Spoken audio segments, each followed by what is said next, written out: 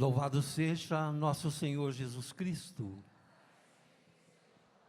Salve Maria. Irmãos e irmãs, a proposta para a nossa reflexão tem por título Da Semente à Colheita, uma história de esperança da RCC no Brasil. Da semente, da semeadura à colheita dos frutos. Será que a renovação carismática tem produzido frutos na Igreja do Brasil?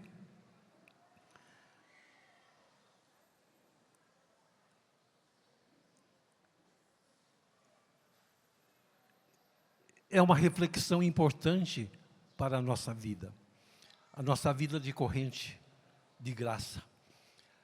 Porque a semeadura dessa cultura que nós defendemos se deu num terreno um tanto quanto adverso, difícil. E nós sabemos quantas resistências a corrente de graça encontrou na vida da igreja, mas que foi forjada para hoje produzir frutos. E eu gostaria de demonstrar um pouquinho dos frutos que vocês têm ajudado a produzir na vida da igreja. Vocês sabem que Deus ama a todos de igual maneira. Deus é amor. Mas Deus faz escolhas. Sem deixar de amar ninguém de um modo pleno, Deus escolhe. Deus fez escolha, Deus escolheu um povo, Deus escolheu profetas, sacerdotes, juízes, reis. Deus escolheu Maria.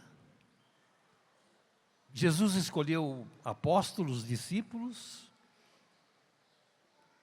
E na última ceia, em João 15, 16, Jesus fala: não fostes vós que me escolhestes, eu vos escolhi. E vos constituí para que vocês vão e produzam frutos. E frutos que permaneçam. Então, nós precisamos ter essa certeza, né? Kátia já falava um pouco disso.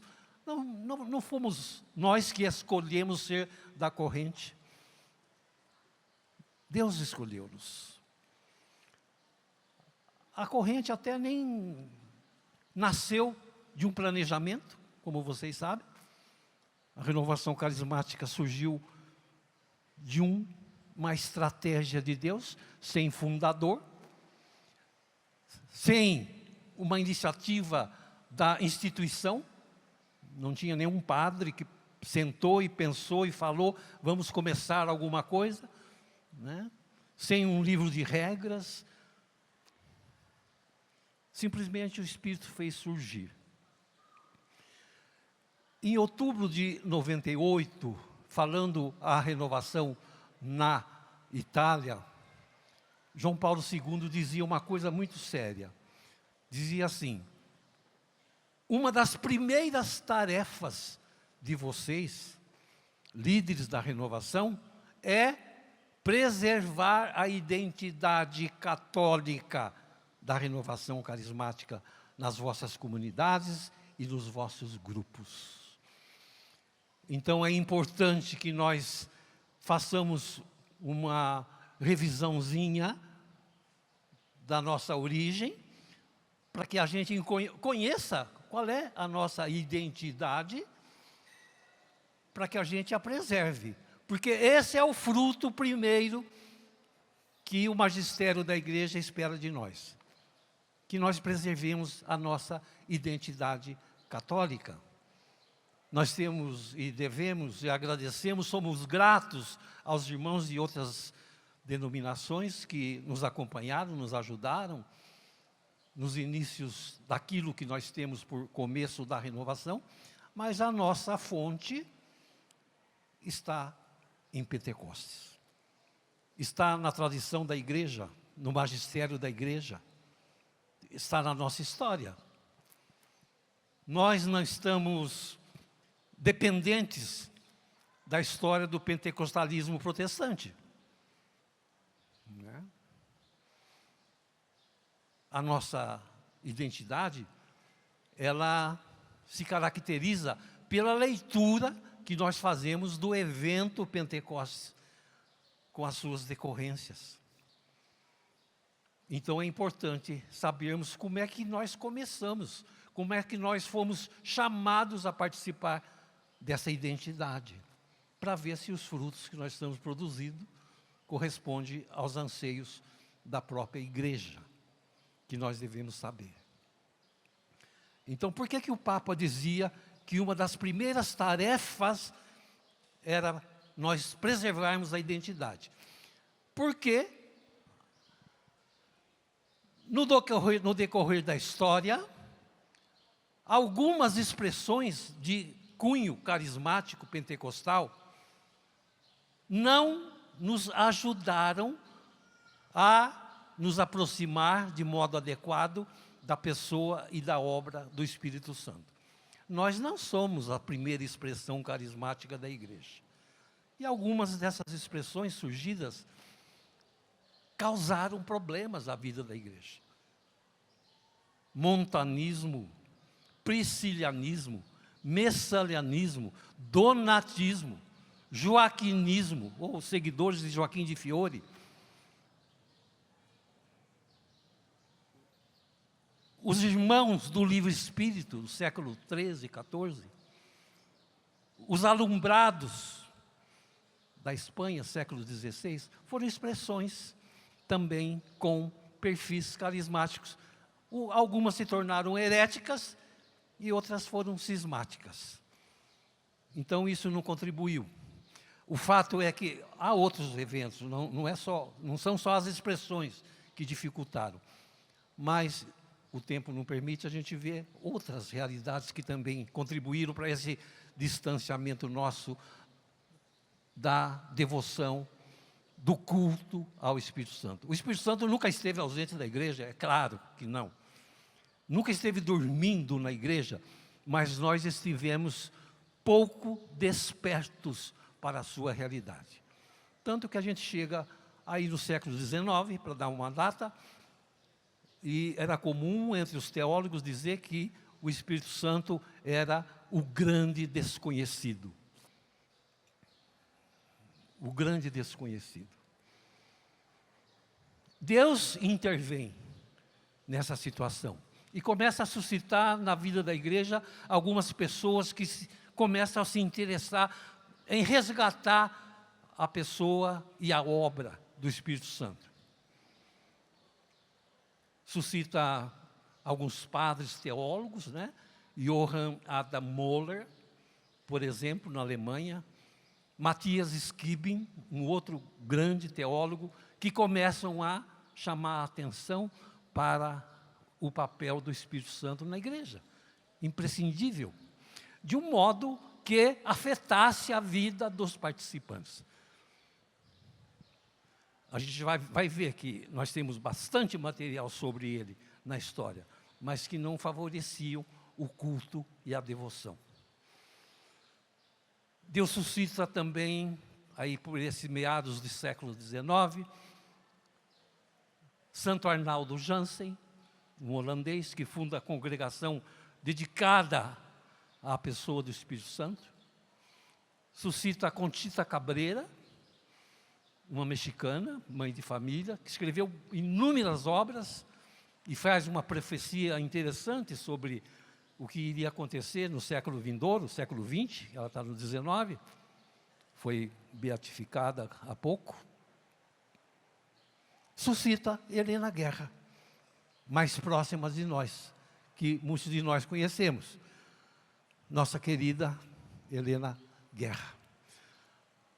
Nós temos aqui uma relíquia de primeiro grau, e Bento XVI dizia, numa reflexão que ele fazia, evocando um santo que tratou dessa questão das relíquias, São João Damasceno, e ele dizia, pelo mistério da comunhão dos santos, onde está presente parte do corpo de um santo, nós podemos considerar como sendo a presença própria dele mesmo. Então nós temos a presença nessa manhã da nossa querida beata, hoje Santa Helena Guerra. Palmas para ela. Porque ela tem muito a ver com o profetismo que nos gerou, não é? Um escritor italiano, padre dominicano, que se chamava Domenico a Brescia, dizia que nenhum outro santo doou tanto, nenhum outro santo orou tanto, nenhum outro santo sofreu tanto pela causa do Espírito Santo como Helena Guerra. Suscita Helena Guerra, não preciso me deter na história. O diferencial dela é que ela estabelece um diálogo com a hierarquia da igreja, que é quem pode mudar a situação que estávamos vivendo, de resgatar o papel que sempre fora de direito do Espírito Santo na igreja. E ela obtém de Leão XIII, um dos 4 papas com quem ela conviveu, 3 documentos, um breve, Providamatis Caritatis, uma encíclica, a primeira encíclica sobre o Espírito Santo em 19 séculos, Divino Illudimunus, e uma carta aos bispos, advolvendo em Christiano Populo. Consegue também, vocês sabem, de Leão XIII, a consagração do século XX ao Espírito Santo. E isso faz toda a diferença. O século XX, então, começa com um florescimento de iniciativas reconhecidamente como sendo passagem do Espírito Santo pela vida da igreja. Começa a haver inovações litúrgicas no pensamento social da igreja, missionário, todos eles relacionados ao Espírito Santo. O Papa morre em 1903, Helena ainda permanece por 7 anos num leito de dor, sob inspeção canônica. Teve que renunciar ao cargo de superiora da sua ordem. Proibida de falar com as suas filhas espirituais. Proibida de escrever. Ela que escreveu 69 livros e tem uma porção de material ainda agora sendo revisado para publicação. Proibida disso tudo. Vai morrer em 1914, no ostracismo, sob inspeção. E quando termina o processo, o cardeal Lorenzelli, o cardeal de Lucca, que presidia o processo, disse, onde esperávamos encontrar lixo, encontramos ouro. Aleluia, aleluia. Essa é a nossa patrona, né? E são tantos os fatos, né? A própria encíclica, decreta-se a novena de celebração de preparação para Pentecostes, a única novena litúrgica oficial da igreja, não é? E tantas outras coisas. Ela escreveu 13 cartas para Leão XIII, uma se perdeu, nós temos 12, tem um bilhete também. Mas o fato de que o século XX começa com muitas transformações. Chegamos a Pio XII, sagrado Papa em 39. Pio XII escreve 41 encíclicas, e 2 delas começam a acentuar esse resgate da pessoa do Espírito Santo. Mediator Dei, sobre a liturgia, e Mystici Corporis, sobre o corpo místico, mas que ele como que abre uma janelinha para a reflexão sobre a questão dos carismas e do papel do Espírito. Morre em 58, Pio XII. E morre de uma maneira um tanto quanto inesperada, assim. Ele ficou doente muito rapidamente, teve um problema de um AVC e, em consequência, uma parada cardíaca. Morreu em outubro, e em outubro mesmo elegeram aquilo que os historiadores chamam de um Papa de transição, né? Às pressas, Papa João XXIII. Papa João XXIII, já de idade bastante avançada, seria um Papa para dar tempo para se pensar num conclave para escolher um Papa depois, com mais vagar.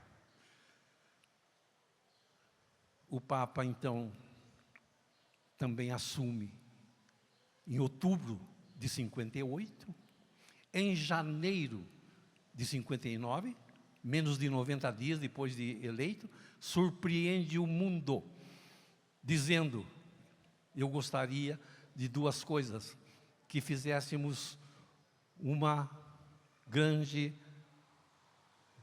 manifestação de fé na Diocese de Roma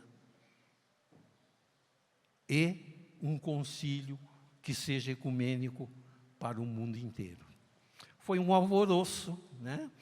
Muita gente contra, como é que um Papa naquela idade ia dirigir um concílio, e o Papa, que era para a transição, faz essa surpresa.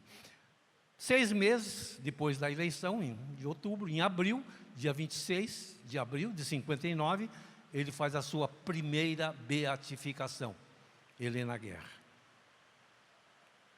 Porque ele era afeito às coisas do Espírito Santo, inclusive aos carismas.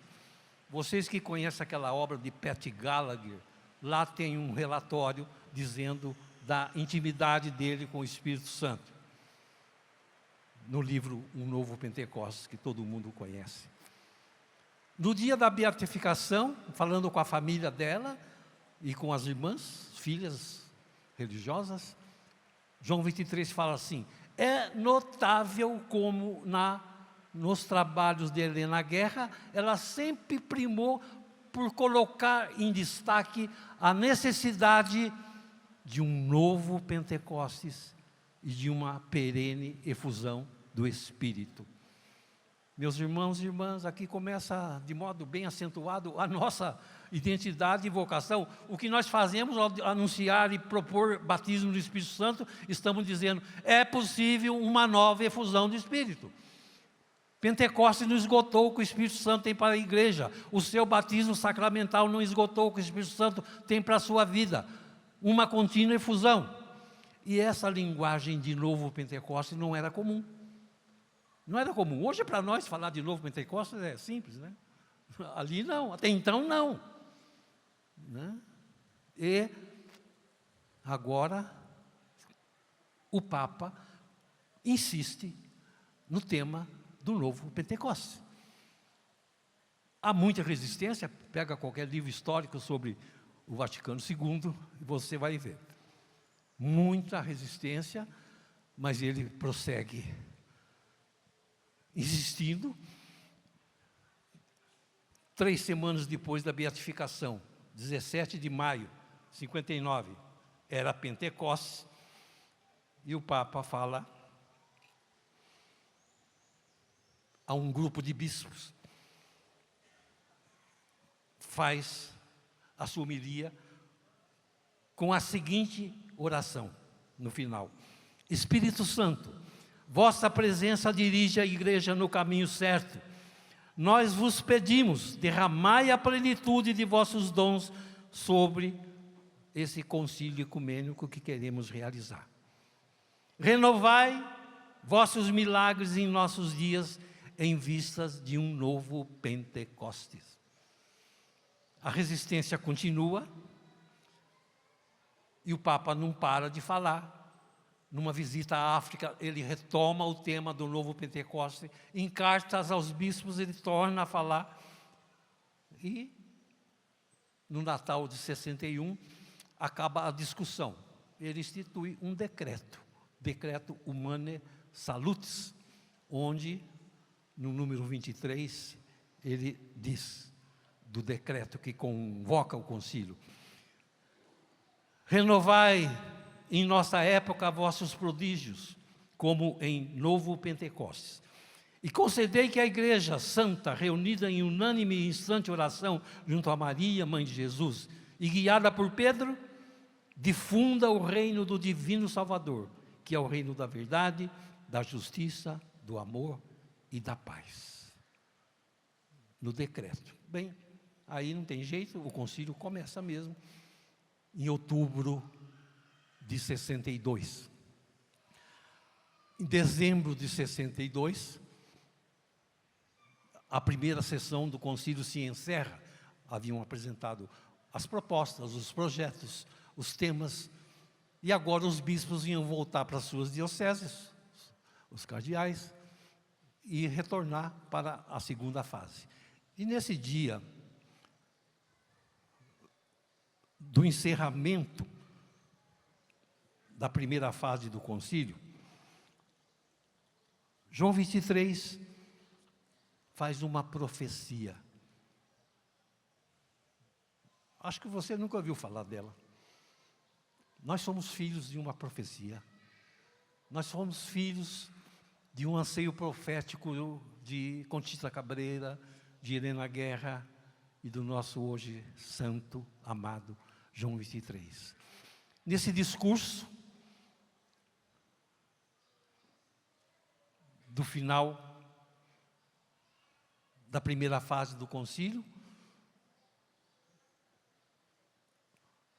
o Papa revela, ele já vinha falando isso há pouco tempo, que não houve nenhum planejamento humano da parte dele em convocar o concílio.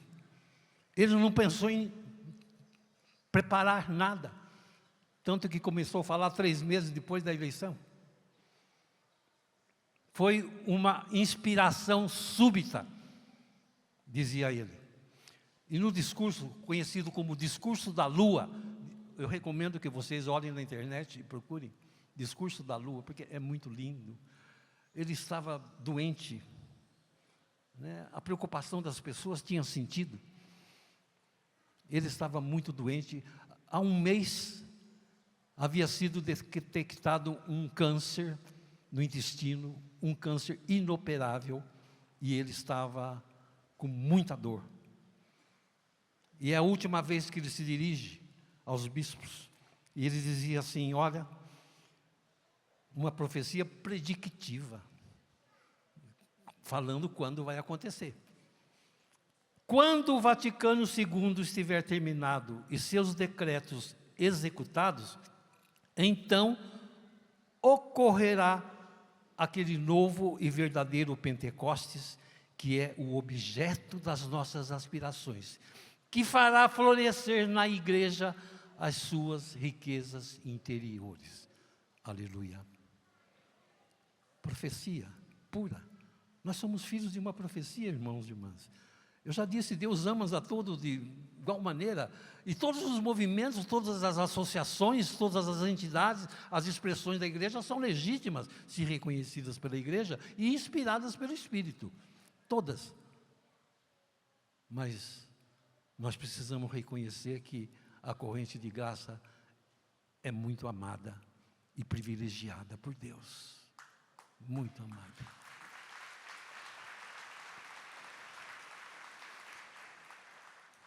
E João 23 acreditava que a renovação da igreja era necessária e que ela deveria ser fruto da atuação sobrenatural do Espírito.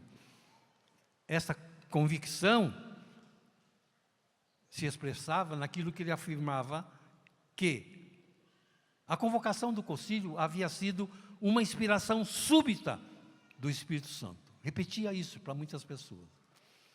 São João Paulo II, na beatificação dele, na beatificação de João 23, que foi em setembro de 2000, declarou: o Concílio Vaticano foi deveras uma intuição profética deste idoso pontífice, que inaugurou, no meio de não poucas dificuldades, uma nova era de esperança para os cristãos e para a humanidade. Santo João Paulo II. E na canonização de João 23, que foi junto com a de João Paulo, em abril de 2014,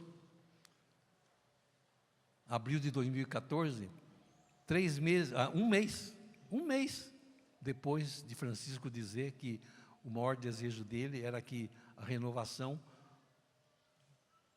difundisse, compartilhasse a experiência do batismo no Espírito Santo com toda a igreja.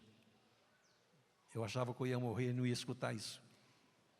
O Papa falando em batismo, no substantivo, de modo substantivado, nominativo. Um mês depois, é outro assunto, Papa Francisco declarou: foram 2 homens corajosos, cheios da parresia do Espírito Santo. São João 23 demonstrou uma delicada docilidade ao Espírito Santo. Deixou-se conduzir por ele e foi para a igreja um pastor, um guia guiado pelo Espírito. Por isso gosto de pensar nele como o Papa da docilidade ao Espírito Santo. Para nós pensarmos um pouquinho na nossa identidade, irmãos. De onde a gente veio? De onde a gente veio? Do Kersey foi um momento sintetizador, aglutinador de experiências que estavam adormecidas na nossa igreja. Mas o nosso batismo está relacionado aos sacramentos da iniciação da Igreja Católica, ainda que seja uma reapropriação tardia daquilo que nós já recebemos no batismo sacramental. Está aqui na nossa história. O fato é que, logo depois, em junho, na vigília de Pentecostes, morre João 23, 8 meses depois de detectada a doença, e Paulo VI assume o Concílio Vaticano II. Seria bom falar também, falo algumas coisas dele depois, mas o pós-concílio mostrou para nós novidades tremendas daquilo que João 23 gostaria de ver. O concílio faz 258 referências ao Espírito Santo, coisa inédita na história dos concílios. E para nós aqui, o concílio exara 4 documentos de modo especial, onde 5 textos dizem respeito àquilo que nós somos, aquilo que é a nossa identidade. Lumen Gentium, sobre a igreja, números 4 e 12. Presbyterorum Ordinis, número 9, sobre os presbíteros, que devem reconhecer os carismas em nós. Número 3, da Apostolicam Actuositatem, sobre os leigos. E adjentes às missões, aos povos. Número 3 também, falando que os carismas nunca estiveram ausentes da vida da igreja. Frutos no Brasil, nós precisamos falar. Sequência. 8 de dezembro de 65 termina o concílio. 65. Agosto de 66, um grupo de cursilistas se reúne e nessa reunião se motivam a procurar quais eram as consequências daquilo que alguns livros falavam. Eram 3 livros, nós aqui temos conhecimento mais do A Cruz e o Punhal. 65, 66 o concílio. Janeiro de 67, 4 católicos, com esse livro como motivação, vão em busca de conhecer a experiência que os irmãos estavam chamando de batismo no Espírito. Durante esse mês, primeiro 2 deles são batizados no Espírito, depois os outros 2, e em fevereiro acontece o fim de semana de Duquesne. E 3 semanas depois, em Notre Dame, em South Bend, na Indiana, que é também do conjunto do começo da renovação. 65, 66, 67, 68, podemos pular para o Brasil. Teve muita história por lá. No Brasil, padre Haroldo Hahn, um padre americano, trabalhava com os jovens, eu trabalhava com ele, não parece, mas eu já fui jovem também, e um seminarista jesuíta, que eles chamam de escolástico, estudava na Faculdade dos Dominicanos, em São Paulo, e fazia o primeiro ano de teologia, o seminarista Eduardo Daugert. Fez o primeiro ano, a polícia política do regime militar que nós vivíamos fechou a faculdade, por motivos de ligação com um terrorista chamado Carlos Marighella. E o seminarista, então, vai para o Canadá, terminar os seus estudos de teologia. Estando no Canadá, em 69, em março, ele vem até Michigan, onde Ralph Martin e Steve Clark pregavam um fim de semana, uma experiência de oração. É batizado no Espírito. Volta para o Canadá, no fim de semana seguinte, traz uma perua de pessoas para fazer a experiência, e aí, depois disso, ele visita o Brasil em maio e traz um livro, A Glow is the Spirit, para o padre Haroldo, que se motiva em começar no Brasil uma experiência naquela linha. E então, em agosto de 69, 15, 16, 17, 15, dia da Assunção, começa no Brasil a primeira experiência de oração. No dia 20, que era quarta-feira, o primeiro grupo de oração, que é um dos frutos da corrente de graça. Claro que tivemos muitas dificuldades, não foi fácil, né? Não foi fácil. Diziam que nós tínhamos sido criados pela CIA americana para... Verdade, éramos financiados pela CIA para combater a ideia de resistência ao imperialismo yankee, né? Eles tinham um pouco de razão de falar isso por causa de um projeto Rockefeller que tinha na América Latina há pouco tempo atrás. Só que a nossa ligação com a CIA, eu nunca vi nenhum dólar, nenhum tostão para financiar o começo da renovação, né? Diziam que nós éramos, na verdade, protestantes e que logo estaríamos nos separando da igreja. Mas a renovação logo foi demonstrando que nós não viemos para fundar uma nova religião, mas viemos para, em obediência aos nossos bispos, em comunhão com o nosso Papa, amando a Virgem Maria, a Eucaristia, viemos para ajudar, ser um fator de renovação da nossa própria igreja, não para fundar outra igreja. Ficou muito claro desde o começo. Mas as resistências foram muitas. Não dá tempo e nem devo faltar com o devido respeito, mas muitos padres sofreram na carne a resistência da igreja de então, em que a maioria pertencia a um outro pensamento teológico, né? Faço referência aqui, sem desmerecer os demais, né? Ao padre Haroldo, que foi o pioneiro no Brasil, a Eduardo, que trouxe a sementinha para o Brasil, naquele livro.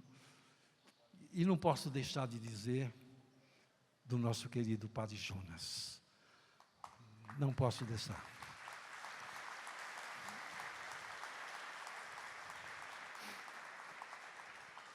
Padre Jonas, em novembro, teve uma conversa com o padre Haroldo, aqui em Lavrinhas, onde ele residia, no seminário de Lavrinhas. E em dezembro, fez a sua experiência de oração na Vila Brandina, em Campinas, que eu tive a graça de coordenar.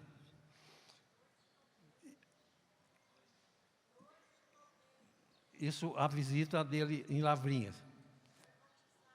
Sim, em Lavrinhas. Mas na Avenida Brandina foi em dezembro. Ele fez, junto com a Reinalda, minha esposa, que eu coordenei. Mas já tinha sido, mas fez a experiência, né? E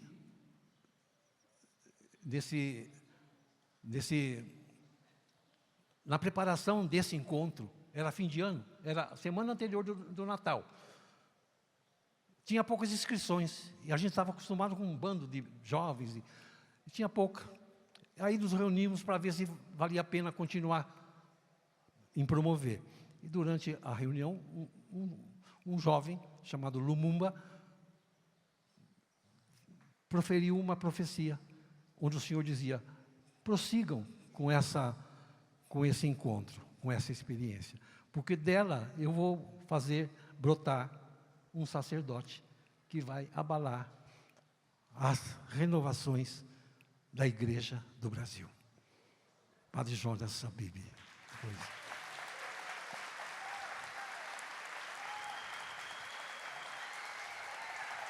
Aleluia. Eu contei isso para ele uma vez aqui na Canção Nova mesmo, porque ele não sabia disso. E como Deus usou. Então, falando dos frutos, né? Teve muita resistência, muito apoio. Tivemos 2 bispos que foram fundamentais no nosso começo. Dom Matias Schmidt, que foi bispo de Jataí, em Goiânia, bispo auxiliar. Depois foi como bispo de Rui Barbosa, na Bahia. Ele era do Kansas, onde houve a primeira manifestação do Espírito Santo, nos termos atuais, em Topeka, capital do Kansas, naquele dia em que o Papa consagrava o século XX ao Espírito Santo. É uma outra história. E o outro bispo, Tiago Ryan, de Santarém. Tiago Ryan, americano, também um fato curioso. Tanto Tiago como o Papa Leão, nascidos na periferia de Chicago, deixam a comodidade de um primeiro mundo, que era os Estados Unidos, para vir para a América como missionários. O Padre Tiago vai para a Prelazia de Santarém, que era a Prelazia, e o Papa foi para Chiclayo, no Peru, que eu conheci antes dele ser bispo lá, tive missão lá. Uma coincidência, né? Tiago Ryan foi um dos promotores do encontro internacional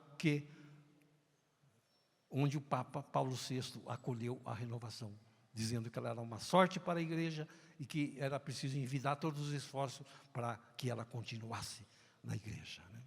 Padre Tiago. Também tivemos um bispo que era padre, como padre, foi coordenador da primeira Comissão Nacional da Renovação Carismática, como padre, e em 75 foi sagrado bispo, o primeiro bispo nosso, saído da renovação, né? Dom Silvestre Scandian, lá de Vitória.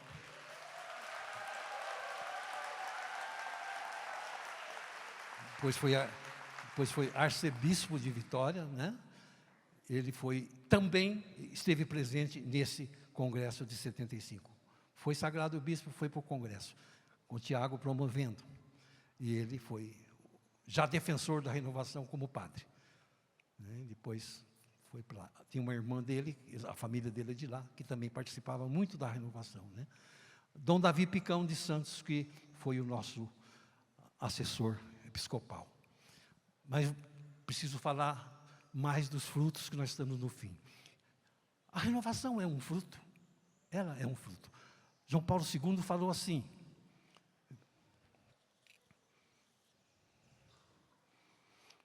o movimento carismático católico, 4 de abril de 98, é um dos muitos frutos do Concílio Vaticano II, que tal um novo Pentecostes propiciou um extraordinário crescimento na vida da Igreja, de grupos, movimentos particulares, sensíveis à ação do Espírito. Como não agradecer pelos frutos espirituais preciosos que a renovação produziu na vida da Igreja e na vida de tantas pessoas? Nós somos um fruto que temos produzido frutos, segundo o magistério da Igreja. Não somos nós que estamos falando de nós. Em maio, logo na sequência, João Paulo diz assim, falando na reunião para os movimentos e comunidades na Praça de São Pedro, 30 de maio de 98. Como é grande hoje a necessidade de personalidades cristãs amadurecidas, conscientes da própria identidade batismal, da própria vocação e missão da igreja e no mundo. Como é grande a necessidade de comunidades cristãs vivas. E eis então os movimentos e as novas comunidades eclesiais. Eles são a resposta suscitadas pelo Espírito Santo a esse dramático desafio no final do milênio. Meus irmãos, não sou eu que estou dizendo, o magistério da igreja, pela boca de um santo, está dizendo que vocês são a resposta de Deus para esse final dos tempos da igreja. Vocês são.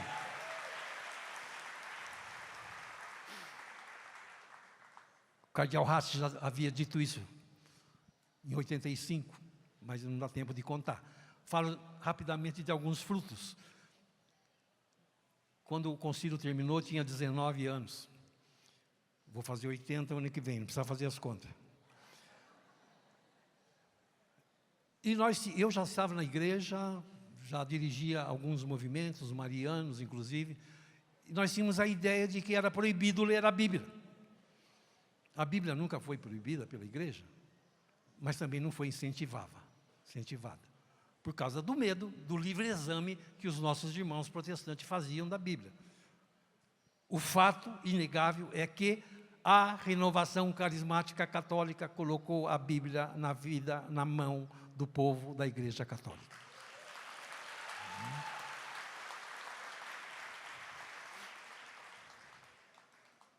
Quanta gente teve a vida mudada e transformada por ler ou por ouvir a pregação da palavra de Deus.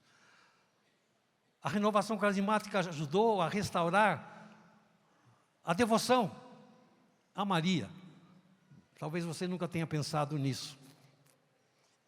No pós-concílio, houve um momento de má interpretação do que o concílio falou sobre Maria, na Lumen Gentium, documento sobre a igreja. E alguns padres começaram a tirar a imagem da igreja e a entender de modo equivocado aquilo que era uma perfeita, excelente colocação a respeito do devido lugar de Maria na vida da igreja. Como hoje, né? Estão aí criticando o que o Papa falou sobre Maria. E os movimentos marianos sentiram esse baque. E a renovação veio com tudo, colocando Maria em destaque. Quem tem aí o seu terço na bolsa ou na mão? Quem tem? Levanta a mão, não precisa pegar. Às vezes nós somos mais marianos que certos movimentos marianos. Aleluia. Falo rapidamente. A devoção à Eucaristia, que é ponto alto nos nossos encontros, né? Quanta gente voltou a frequentar a missa diariamente. Vocações, as nossas comunidades, os nossos grupos de oração.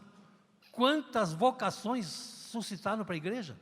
Sacerdotais, religiosas, ministeriais, de leigos empenhados.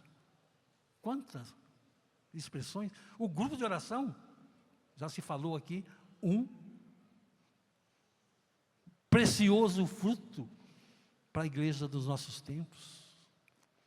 O louvor, vocês pensam que era comum se reunir em louvor? Éramos criticados como trocadores de lâmpada. Mas depois veio Bento XVI pedindo que a gente fizesse do louvor um estilo de vida. Antes veio João Paulo dizendo que nós precisávamos manter acesa a chama do louvor na vida da igreja. Tem uma porção de outros frutos que não dá tempo de falar.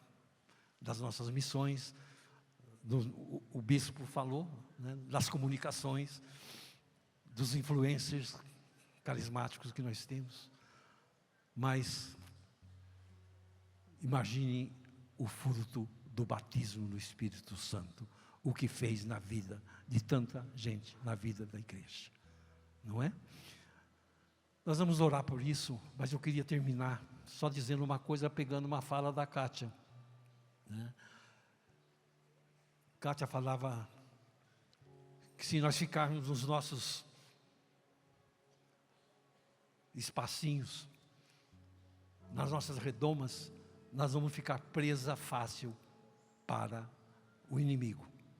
São Pedro diz na primeira carta que o inimigo, o demônio, anda rugindo como um leão em busca de quem devorar. Numa missão na África, tive que fazer uma viagem sozinho, e lá se fala Swahili, e um irmão me acompanhou. E passamos por reservas florestais, em que tinha lá os leões, tinha diversos bichos, e ele falou para mim, é uma coisa interessante, quando o leão ruge, ao ver um rebanho, ele ruge para que o rebanho se disperse. E aí, vão ficando para trás os mais novos, os mais velhos, e fica presa fácil, porque se desgarra do rebanho. Mas tem animais que, quando o leão ruge, eles se juntam, se unem e põem os mais fracos no meio. E o leão não tem como se aproximar. E dizia ele, a unidade do rebanho faz o leão, obriga o leão a ir dormir com fome. Repete comigo, meus irmãos. A unidade do rebanho. A unidade do rebanho Obriga o leão. Obriga o leão A ir dormir com fome. a ir dormir com fome. Louvado seja Deus pelos frutos da renovação carismática católica. Aleluia. Fica de pé. Fica de pé, meu irmão, minha irmã. Grande fruto. Tomamos consciência da possibilidade de receber mais do Espírito Santo, sempre mais e mais e mais. Você quer mais? Eu quero. Hoje. Você quer mais hoje? Eu, Diga comigo, eu creio, Senhor, eu creio, Senhor. que eu posso receber mais. Eu posso receber. E eu quero, Senhor, E eu quero te oferecer mais espaços de santidade na minha vida. mais espaço de santidade. Eu quero que o Senhor tire do meu coração, Eu quero sentir no meu coração. arranca do meu interior Arranca do meu interior tudo aquilo que está em conflito tudo aquilo que está em conflito com a presença do Espírito Santo. com a presença de Deus. Limpa, Senhor, o meu coração Limpa, Senhor. e replena-me do seu Espírito Santo, Senhor. Eu preciso de mais Espírito Santo. Eu preciso da força do Espírito. Preciso da Eu não quero contar com as minhas próprias forças, Não Senhor. quero contar com esse Eu sou frágil e pecador. Enche-me do teu Espírito, Senhor. Levanta os braços, irmão. Una na hala varachanda la makanda la mai. Oh la la la mandara mai. Naya marielo la la la riori. Unaya manda la la na maya na ho. E la la la mamara la la vanda mai. Unaya la lielo la la la. Kuna maya na vala mala la la la la vala mia. Ula ye na makanda la mayu na na shanda ye. Ola la marielo la la la la. Oh la la la